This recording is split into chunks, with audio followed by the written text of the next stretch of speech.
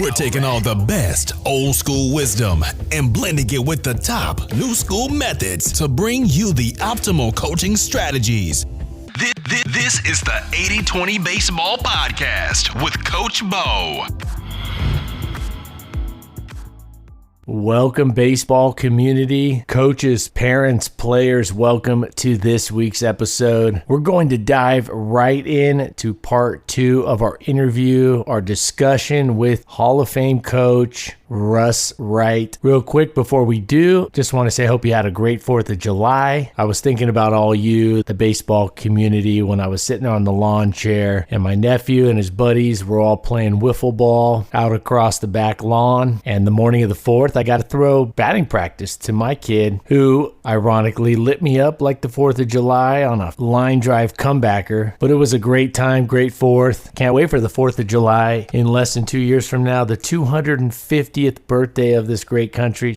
So before we dive into part 2 of the interview, coaches, parents, I think it's important that we understand that players make mistakes. They're going to make mistakes. They may make a lot of mistakes, errors when they're playing the game of baseball or sports or life. And to help add context to this, there were 3 things that happened this past week, mistakes made by the ultimate players, the best players in the whole world. Number 1, Juan Soto. He had to be told by the umpire that it was ball 4 and that he should go to first base. He stayed in the batter's box not knowing ball 4 had occurred. Now, in his defense, the first ball was a pitch clock violation by the pitcher, but nevertheless, somebody who averages more walks than any player in all of baseball, a player who's always up there, eager to take that walk, even he didn't know the count and be reminded by the umpire to go to first base. Shohei Ohtani carried the bat all the way past first base on a home run last week. He carried the bat with him 15 feet past first base, well into fair territory. This was on a ball that didn't clear the fence by much and very well could have bounced back, and hey, that bat might have come into play. He did turn around and apologize for doing it, but those are 2 of the greatest players on the planet. One forgot the count, the other one forgot to drop the bat. And lastly, Luis Roberts Jr. had a mental glitch and didn't swing at a strike 3 pitch right down the middle because he saw his teammate get a huge jump stealing second base. So he saw the big jump, and hitters with less than 2 strikes are trained to take that pitch. There was 2 strikes. You can't take that pitch. And you could see him flinch. He knew as the pitch was going by that he had already screwed up, and that was strike 3. So 2 great players, another really good player, all at the highest level. 3 mistakes that are little league mistakes. Not putting the bat in the right spot after hitting the ball, forgetting the count, forgetting to swing. So my message here is the greats mess up, the best in the world mess up, and they do silly things like this. Let's take it easy on our kids out there. They're going to make a lot more mistakes than MLB players. Let's be patient with them. Let's expect mistakes. Let's go into the game, into practice, expecting mistakes to be made. Of course, we're not promoting that, but we should expect it and not be the least bit surprised when our players make mistakes, sometimes silly mistakes, and have a plan to coach them up afterward. All right, let's get into part 2 of our interview with Hall of Fame coach, 38 years of coaching experience, 11 state titles, 11 state championships, Coach Russ Wright. We're going to dive in, and he's going to be discussing his thoughts on giving players ownership of their own skill development. Here we go. They got to have that ownership. And if they don't take that, they can't grow. That's a hard one, because if they're always asking you and always expecting you, and see, this is where you get caught in the weird thing of coaching. If you're always coaching, what you're really doing is the kid's not taking ownership of his game. He's always looking to you to fix his mistakes. Therefore, when he makes mistakes, whose fault is it? You. And we know that you can't grow unless you have great ownership of your game. And I'm just there to help you. But at the end of the day, it's your swing. And it's either working or failing. So you got to fix it. I can give you options. And then kids start to go, okay, yeah, it is me. Yeah, it is you. It's not really me. You're doing the job. Coaching up our players to have ownership helps get them going on their path to taking ownership for their life. Good stuff, Coach. So I've been told by a coach who's gone with you, Coach Domini, to the ABCA, the American Baseball Coaches Association annual coaching conference, coaching convention, that when you're there, you're listening, or you have your assistants listen to everybody that speaks, all the coaches that get up and speak, that you're not there just to shake a bunch of hands and network and hang out late, but you're there to learn, even after winning countless state championships. And that's probably a big reason why you have won countless state championships. So that leads me into this next question. What's something you've learned and used recently that you believe has helped your teams be more successful? It's interesting because I would say that's why I love going to clinics. That's why I love taking staff when it comes to wanting to pick up new stuff, implement it, test drive it, see if it works, see if it makes a difference. And like I said, my middle son is a minor league hitting coach. So one of your questions I saw was the old school, new school. And I'm very much, at 61 years old, I'm getting towards the dinosaur time of the deal a little bit. But it's interesting because I will pick stuff up from Ryan or from a clinic. And I would say we probably embrace, back when I was 8 years ago, I threw all the BP. Kids hated hitting on machines. So we never hit on machines. We would just kind of do the on-field BP with fungos, and it was fine. It was good for what everybody was kind of doing. And then this embracing of the pocket radar and machines and balls with different spin. And so I would say one of the places that I probably developed the most is embracing some of the more current methods for prepping hitters. And it's way different than I used to do. I used to throw BP and try to coach swings.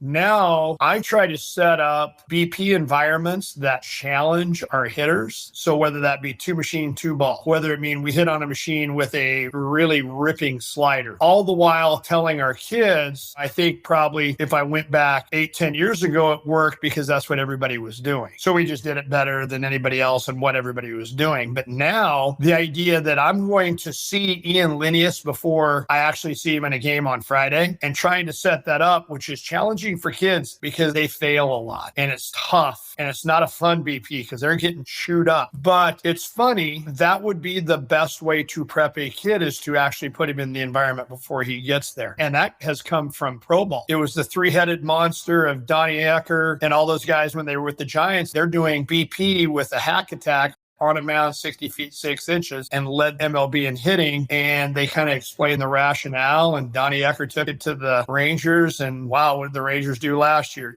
And so in following my son and going to clinics, I've just figured out there's a new way that probably better serves kids that was different than my day. So we kind of embrace a lot of that stuff. And I think as you sell it to kids, it's an easy sell because you go, yeah, it's not fun. But guess what? This is what the Giants do. This is what the Texas Rangers do. We're going to do a layman's version of that because we don't have all the eye hack machines and all the video stuff, but we're going to let you see Ian Linnaeus before you see him on Friday. This is a Trayton slider you're hitting today. When we put the pocket radar out, we go, yep, that's an 84-mile-an-hour slider. That's exactly what we had the other day. So I would say that's probably it. Yeah, just continue to try to come up with new ways to challenge our guys. So making practice more game-like and making practice more challenging than the typical baseball practice. I tell my players that I can make practice easy, but then the game will be much harder. Along with that, I tell them I can make practice extra challenging, which will make the game much easier. Which one do you want? Easier practices or easier games? You can't have both. I think you are spot on. I think there's room for all styles. So one that would fit in exactly with what you're saying. When we're doing tee work, I tell our kids, you're accountable for 90% success, meaning you should barrel the ball up in the right direction 9 out of 10 times if you're on the tee. If Coach Wright's just throwing you front toss, right? Now it's probably 7 out of 10. When I'm throwing you BP, you squaring up the ball might go down to 5. Now, all of a sudden, Coach Wright decides it's time that we're playing on the slider machine. Where kids really struggle is they go, I only barreled up 2 out of the 5 balls I got. And I go, yeah, that's a 400 hitter. You did a great job. And they're like, what? I said, well, you don't realize as the challenge gets harder, the success rate goes down. You couldn't have said it better yourself. Here's the deal. If I never show you the slider machine, you're not going to be 2 for 5 on game day. You're going to not even be in the same area code on a game day. So if you want to pay the price for getting your hands chewed up a little bit and getting 2 out of 5 balls on the barrel and realistically going, that's not bad. I'll take that. I'm going to go in and wow, I got a barrel there. Now I got 2 barrels. Now, okay, let's see if I can't get 3. Okay, now I'm approaching the game the right way. I'm approaching the practice the right way. You can't expect the same success off a tee as you do in a really competitive high-end practice. Those two are not the same. Is there times when I need to just take swings off the tee? Absolutely. Is there times when I just should take front toss and hopefully get into a 7 out of 10 success? Absolutely. But if all your practice is like that and it's all just, as we say, peach rings and fruit punch, then when the game shows up, it's going to be really tough for you. That being said, kid can't make swing changes, make feel changes, make those kind of things. If the only kind of practice I ever have is we're running point game on a slider machine today, and there's going to be winners, there's going to be losers, the losers have to run. I mean, that's a tough environment to make any sort of change to your game. You need all of those points in practice, and you're not all going to get them on the same day. You can have one for practice that's a little less threatening, a little more skill development. But now we're going to simulate the game today, guys. And this will make it easier for you when we show up on the weekend. It's just not going to be nearly as successful. Yeah, and I think being upfront with the players, telling them we're going to win more games than we otherwise would, but we're going to struggle more in practice than we otherwise would. Oh, yeah, it's going to get frustrating. It is. Yeah, if you succumb to that frustration and you're the first guy that gets easily frustrated when the slider machine just chews you up for the first time, then the game of baseball is going to be tough for you. Probably game of life is going to be tough for you. If you can come back and realize that if I can just, maybe I'll get a success on this one. If not, I'm going to come back up maybe on the third one. Oh, wow, I was 1 for 3. Yeah, pretty good day today. Yeah, so another good example to get a clearer picture of what Coach Wright is talking about here. Say you're throwing BP, you're throwing batting practice. The first round, you might just throw some flat fastballs, game speed, maybe even a slower than game speed first couple pitches as the hitters sync up their timing. And then the second round, you could throw fastballs and changeups, or fastballs and curveballs. You could throw 2 different types of pitches. And say you do a third round of batting practice, you could throw a firmer fastball, a higher velocity fastball. You could locate that pitch in and out more. You could spin a little bit better breaking ball than you did in the previous round and randomize it. So making it much more difficult when compared to round 1 and even more difficult than round 2. This approach gives players a chance to build confidence while also being challenged. So moving forward, Coach, is there a coaching strategy that you feel the majority of coaches that you've seen out there haven't fully embraced yet? Something that hasn't fully caught on yet, but you and your teams have had success with? I don't know if it's a coaching strategy when you say pitfalls, young versus old. I think the older I got, the more I realized that sometimes less is more. This kind of goes back to our conversation earlier. The want to coach can be a double-edged sword because then you spend all your time trying to extrapolate your knowledge and you don't get any work in and your kids become dull to your voice. And so I would say I was that way when I was a younger coach. Psychologically, you don't want the kids to become dull to your instruction. But if you're just giving instruction incessantly, I'll watch younger coaches. It's like at some point in time, you just have to be quiet and just watch them. You don't have to coach them 24/7. And that's not okay, so I just don't coach them at all. But I think there is a real nuanced, it's funny because I watched really good college coaches. I love nothing more than watching the College World Series. And those guys spend a lot of time just standing there and watching. When you know they probably want to give instruction. Here's how to solve all your problems. They don't because they want it when they do give a piece of nuanced instruction, their kids are going to listen. I don't know if there's anything that I really buy that hasn't caught on. I just think sometimes that's the growth of coaches as they go and they've done it more. They realize that being a silent observer and then having a piece of instruction probably carries more weight than always talking, always coaching. Oh my, I can clap and nice job, but a lot of times I have learned, especially in my last 15 years, you just have to be quiet and observe. And then if there's something you can change within the practice, you can do that.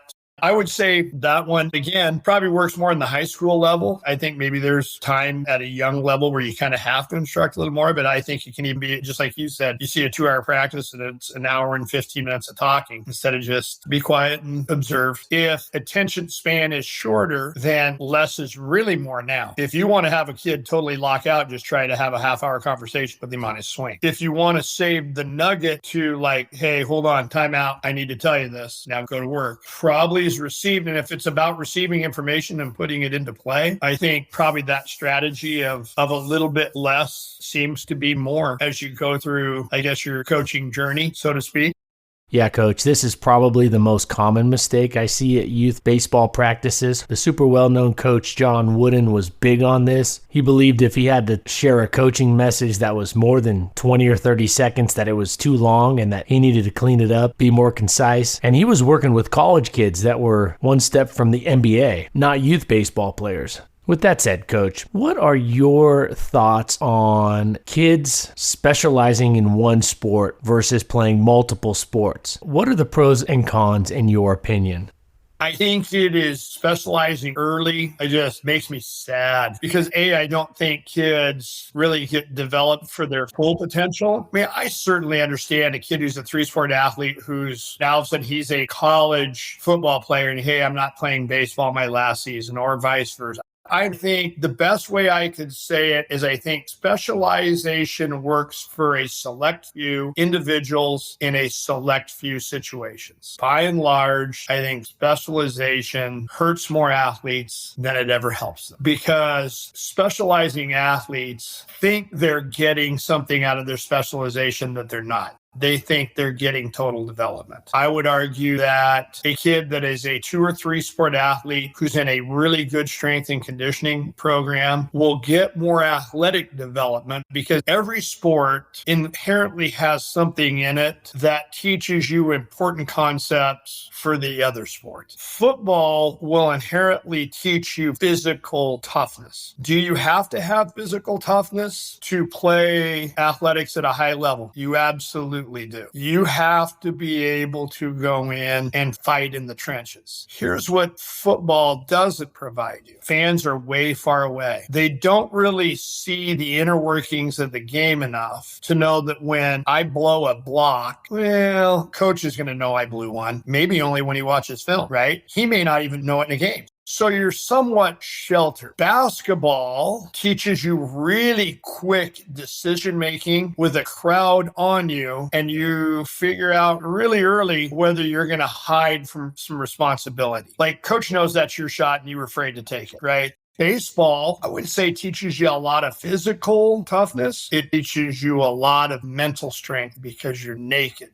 Mom can't help you. Your girlfriend can't help you. The pitcher is there going to embarrass you, and there's nothing anybody can do to get you out of that situation except you. Does that mental strength help in football? Without a doubt. You become very mentally resilient to the idea that you're going to have to fail and go back to work. Does the confrontationality of football that, hey, I'm not scared, help you in baseball? No question. Does the quick pace up and down in basketball help your decision-making when, bam, things just change really quickly and it's right on top of me and I got to make a split-second decision? No question. So I think when we start taking those things away from kids, because here's a perfect example. Ran into a gal that I taught, probably 12 years ago. Son, maybe 8. And she said, my son just got invited to play on a travel ball team. And he's so excited to do that. He wants to play college baseball. He's 8. And I could certainly see this young kid giving up all of the things because travel baseball and club now isn't conducive to 3-sport athletes and all that. Pretty soon, I think we've taken away the athletic experience, the well-rounded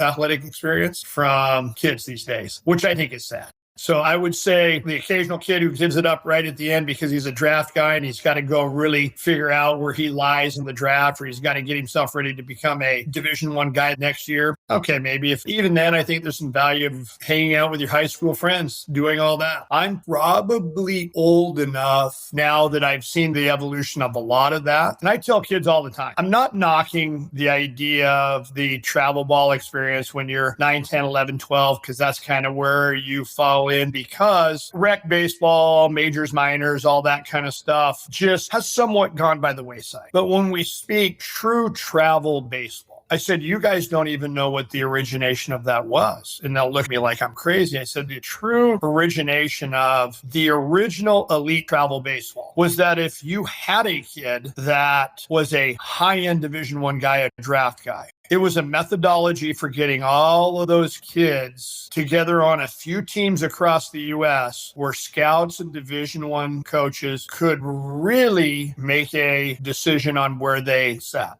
By and large, elite travel baseball was never designed for 85% of the population. But as you said, social media, the FOMO is real. If their Johnny's doing it, my Johnny's just as elite. And so I think that's why, and you've probably seen it in California and it's in Idaho, travel baseball teams who market as the elite experience, it's not. It's high school baseball. with a reshuffled deck. It is youth baseball with a reshuffled deck. You could have just as easily still had majors, minors from your own town within a district, and it's the same thing. So I think that part and the idea of, well, if they're doing it by design, then I have to do it. You don't. I'm not saying that it's a bad thing for a few kids. I think what we miss out on in all of that is you should play two sports. Pure physical development, I think we miss out on that now more than ever. That's where kids, if you want to make the biggest bang for your buck, start a really good strength and conditioning program when you're with somebody who's really knowledgeable, who will really train you. Give up on the extra 30 games you're going to play and hit a strength and conditioning coach 4 days a week with great intention, and all of a sudden show up every year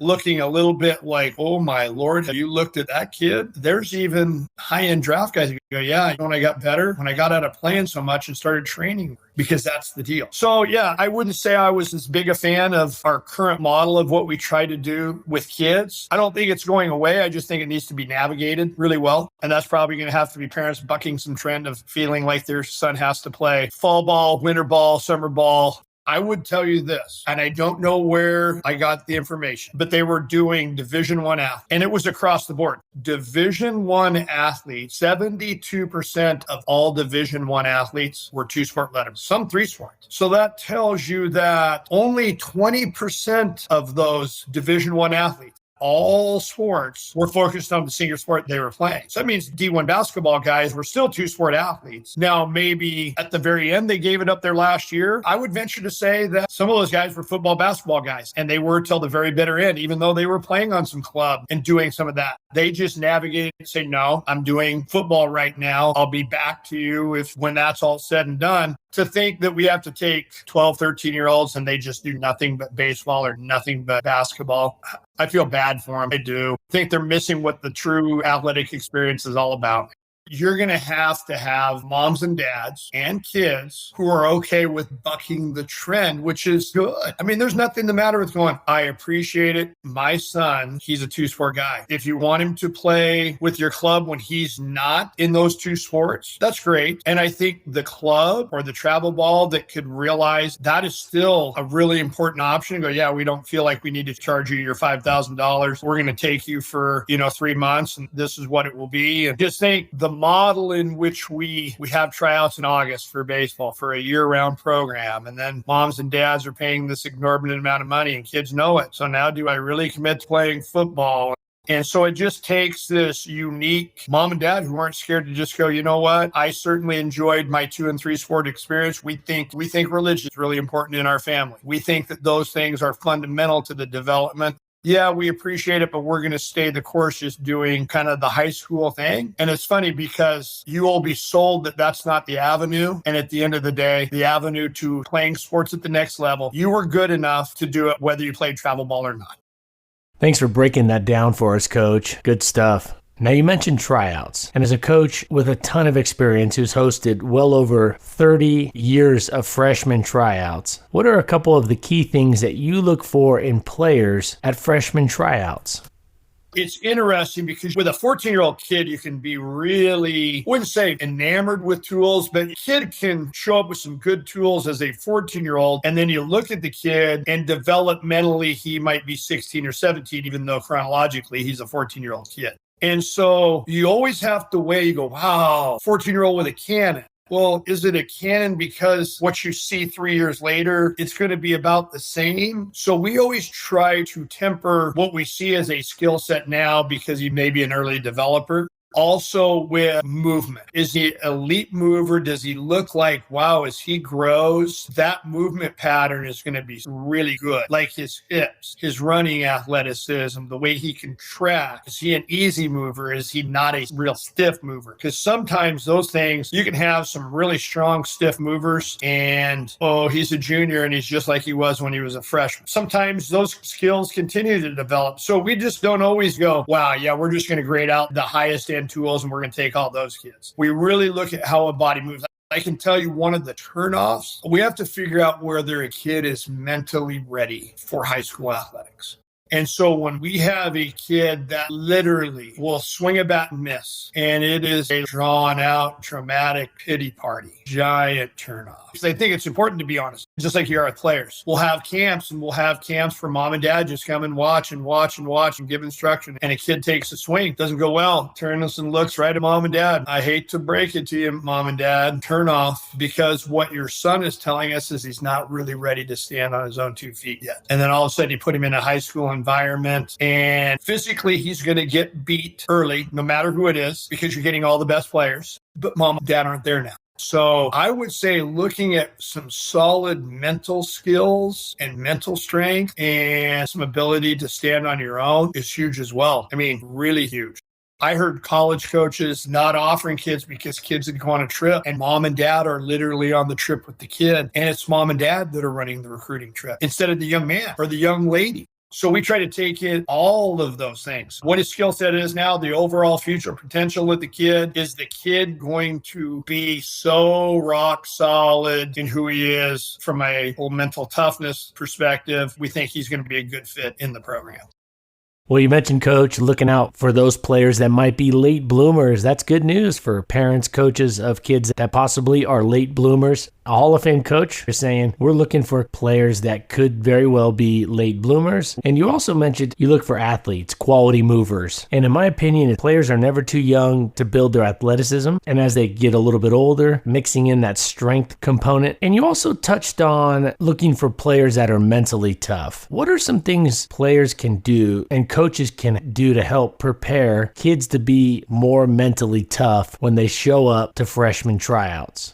I would say, the hardest part, it's not hard to see physical skill sets. Really good coaches can see physical skill sets pretty easily. Here's his arm action. This is how hard he throws. This is how fast he is. This is what he looks like. The physical part isn't necessarily what separates athletes. What separates athletes is who they are between their ears and in their chest. That always has been the separator. That always will be the separator. That's the difference between the kid who's throwing 95 and low A and can't get out and the kid that throws 95 and he's on the verge of the big leagues. The fastballs are essentially the same. Why is one, they would say, light years ahead of the other? The kid that's on the verge of the big leagues and the kid that's on the verge of being released probably goes with what's happening right here and right here. And I think a lot of times, if we keep taking the rough times away, we may think we're making a better athlete. We may think it's easier right at that point in time. And I would say that's probably where it's harder now than it's ever been, is to get kids to understand that what real mental strength is. How do you do that? How do you attain it? Why it's so important? Why it's really important that you go through, you set tough practices. You're not tough if you've never done anything tough. You can say what you want, but if you've never done anything tough in your life, that might mean mom and dad have graded down every sort of bumpy part of the road for you. And now all of a sudden you're not there. And that could be in college. Now what have I got to survive on? And you go, I don't have anything to survive on.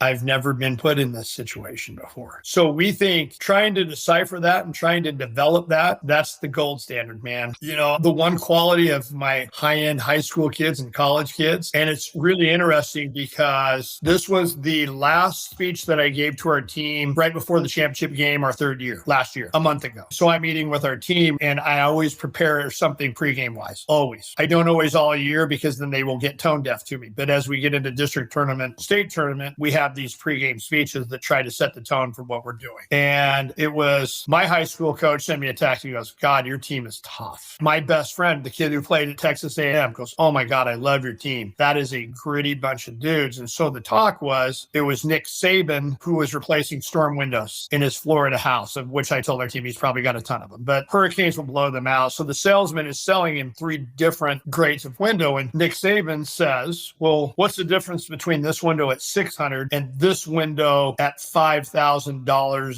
He said, well, this is as good as it gets. The guy goes, well, it's graded out on what it will take to break it. He goes, this is unbreakable. And you have to pay a lot for unbreakable windows. And Nick Saban said, he goes, that's why I got it. He said, we spend a lot of time to define what mental toughness is. It's the same as a window. What does it take to break you? And if it takes very little to break you, you're going to struggle athletically. All of our best teams, all of our best players, they have this inside their chest, inside their head. There's not very much that can break them. Not a bad call from an umpire, not a bad swing, not an error. They have developed the mental plasticity that when they get adversity coming, you don't know when, you don't know how long, but when it comes, they don't break with that.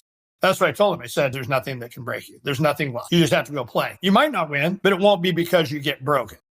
So I know kids that came out of the womb and were tough kids. They were tough kids when they were 7. They were tough kids when they were 9. They were tough kids when they were 10. I would probably tell you I was not one of those. I didn't figure out that it was okay to be tough and how to be tough until probably junior high and maybe even into high school. And it probably took like some time with my dad go, hey man, you're just gonna, and yeah, not trying to go, oh, it's okay. That mean coach, you should, hey man, you're gonna have to figure out how to just work your way through this. What? I want some sympathy. Oh, you're waiting. Sorry, you're not going to get it. Not because I'm sure they didn't want to give it, but probably because they realized that it wasn't going to do me any good. And so I think it is because when you start making tough person decisions, you become tough. That's the end of the deal. So you can take the easy way and make easy guy decisions, or you can do tough things by making tough decisions about doing tough things. And all of a sudden people look at you and they go, wow, pretty tough kid. Yep, he is. So when we say toughness, it's more, do you have the ability to make a hard decision that is the best decision, even though it's the decision that you may not want to make and goes against how you're feeling? Because you're going to feel like X, Y, and Z. Poor me, umpire screwed me, blah, blah, blah, right? We all feel that way. We all want to just sit and suck our thumb sometimes. So when you have the ability to go, hey, we're having none of that. We're going to figure out how to make a really good decision that's in our best interest, even though we may not want to make it. And when you practice that enough, that kind of becomes who you are.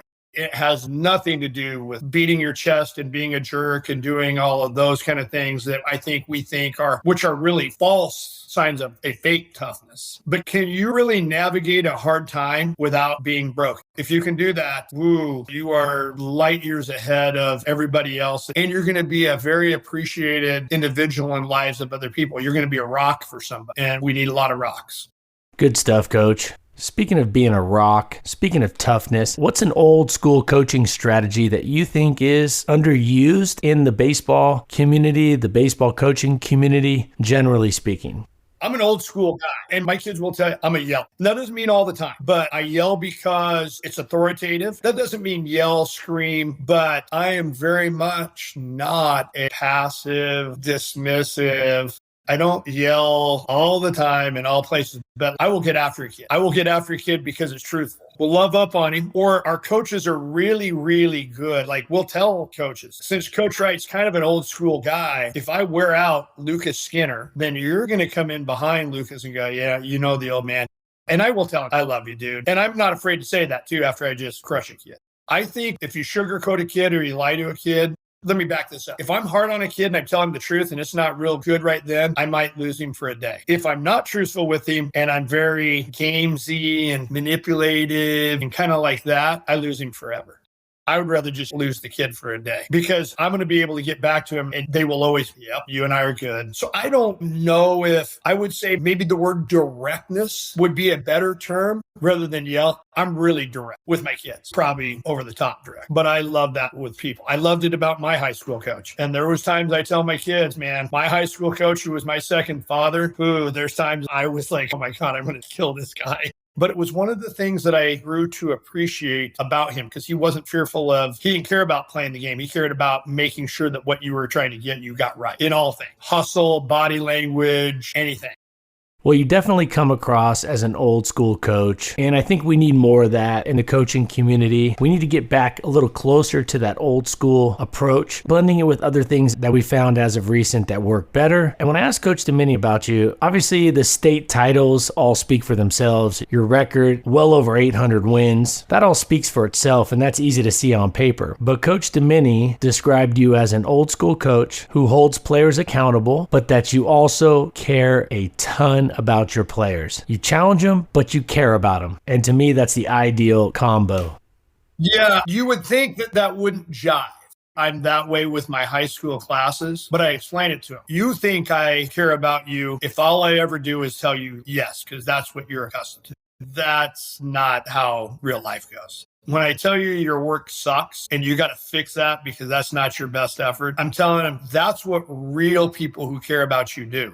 They are very direct with you. If you ever run into people they're always bouncing around, they're just too afraid to have a really good conversation with you or just to tell you, hey, knock that crap off. They probably don't care about you very much. They don't want to step on your toes because you don't have a real relationship. I'm not afraid to step on your toes. And then when you fix it, go, atta girl, atta boy. That's what we need because that's going to serve you best later on in life. So I would say that's probably some aspect that I've still hung on to that you would say would be more old school. I think I do it better now. I could probably, when I was younger, could be overbearing. I think it's that the nuances of age, so because I get to go in and then tell a kid I love you because I am willing to just get after it. I don't get that if I'm always playing I guess you would say, I don't know, for lack of terms, mental games, because it's all mental games, but one is just more truthful and direct than the other.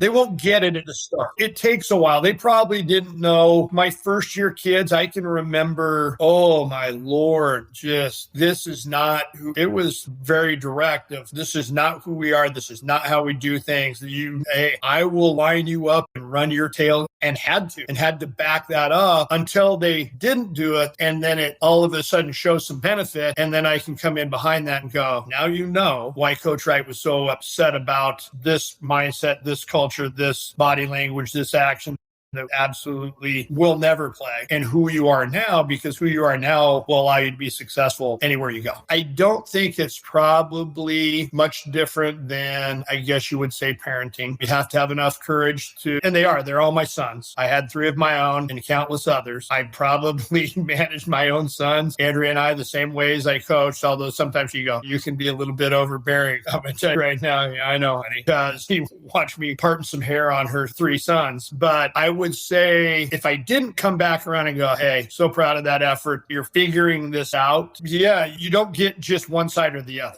And I mean, I think it takes some courage to be direct with them, which I think is important. It's more about who they are, how they're acting, how hard do they work. It's not, did you boot a baseball? Did you make a mistake? Those are going to happen. Now, if you make a mistake and you're a drama-infested baby, you're probably going to hear about it a lot.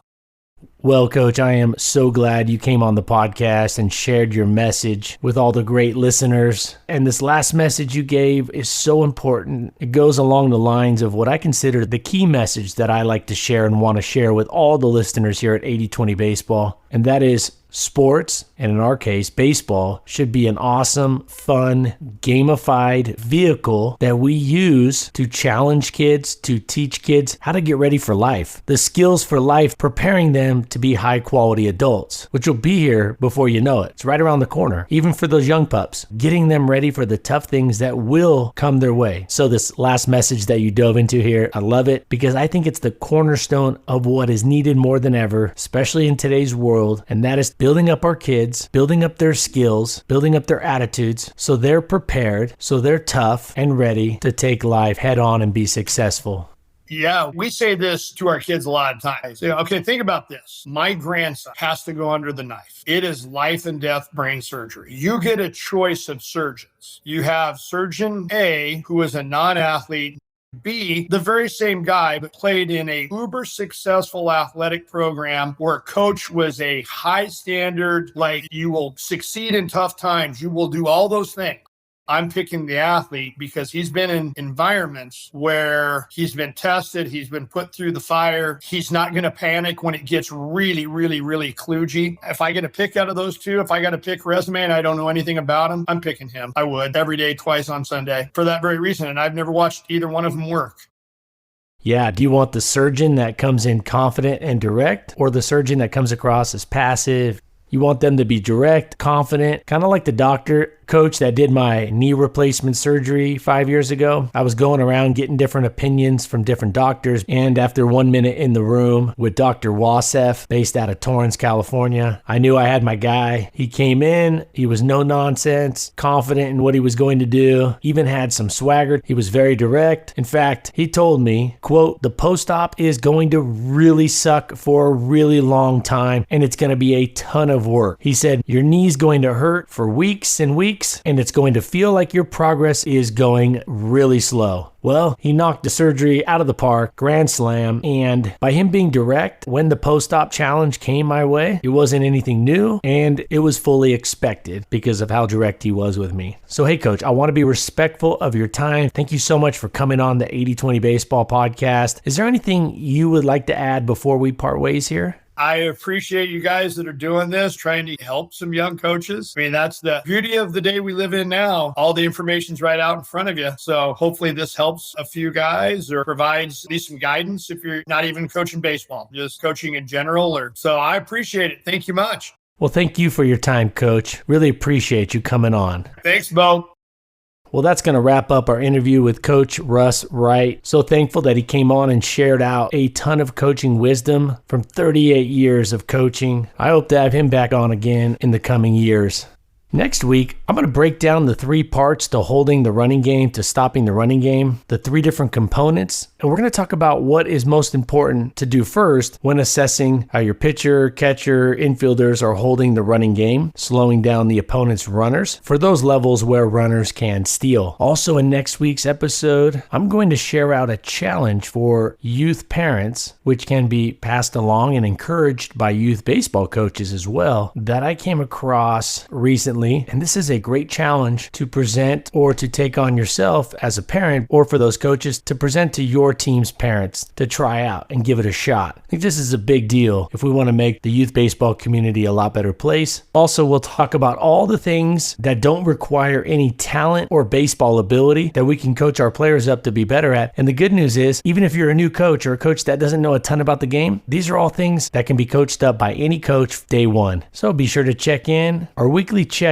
where we continue to build up our coaching game week by week. Keep in mind, Coach Wright, 11 state titles, and he's still going to those coaching clinics, those coaching conventions, and sitting there taking notes. Even after 38 years of doing it and 800 plus wins, continue to grow our coaching game so our teams are better, our players are better, winning more games, having more fun, and building our kids into better future adults. All right, everyone, take care of your health, take care of your family, be there for your close friends, and take this wisdom that Coach Wright shared with us and go put it into play.